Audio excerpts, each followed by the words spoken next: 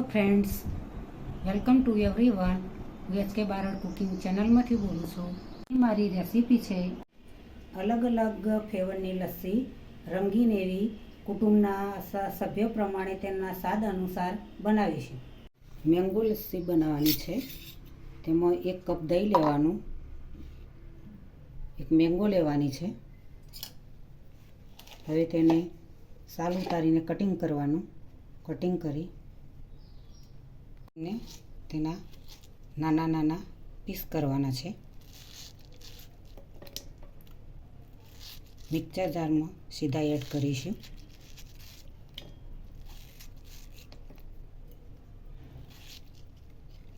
Mango cutting કરીને જારની અંદર લઈ મૂકી દીધી છે.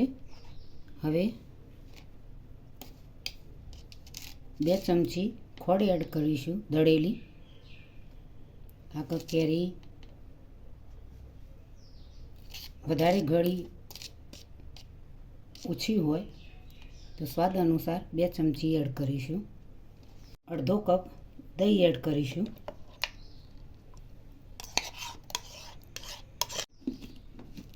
ફીટ કરીને ક્રશ કરી દઈશું. કેરી, દહીં અને ખોડ ક્રશ કરીને તૈયાર કરી દીધી છે. મેંગો લચ્છી બનાવવાની છે.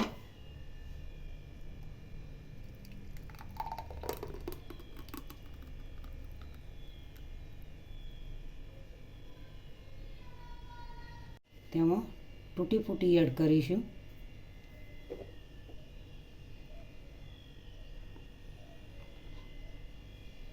પત્તા એડ કરીશું.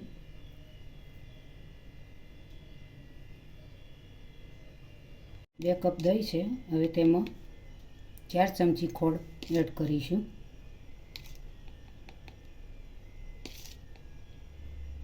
તે રવૈયાથી થોડું બરાબર વલોવી દઈશું તો મસ્ત એવું ઘટ દહીં થઈ જાય. રેગ્યુલર લચ્છી બનાવવાની છે. ત્યાં 1 ટુકડો બરફનો એડ કરીશું. અડધા કપ ઉપર દહીં એડ કરીશું. કેસર આઈસ્ક્રીમ તેમાં એડ કરીશું.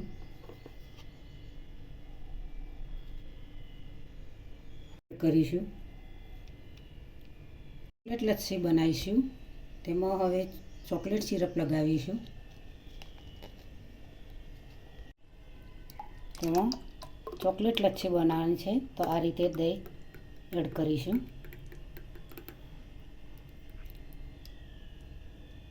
વેનીલા આઈસ્ક્રીમ એડ કરીશું. ફૂટી એડ કરીશું.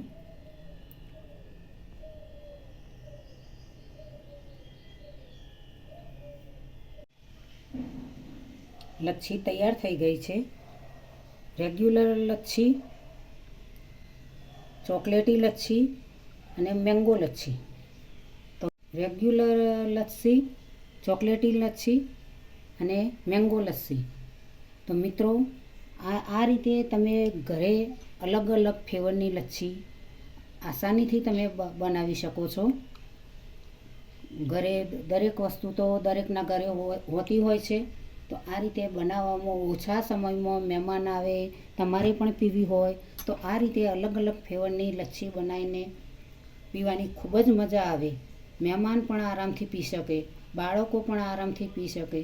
ગરમીની અંદર આવી મેંગો લચ્છી, ચોકલેટી લચ્છી, રેગ્યુલર લચ્છી શરીરની અંદર ખૂબ જ ઠંડક આપે છે.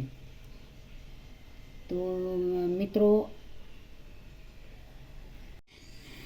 આજની રેસીપી મિત્રો તમને મારી ગમી હોય તો તમારા મિત્રો સુધી પહોંચતી કરજો. મારી ચેનલને સબસ્ક્રાઈબ કરજો.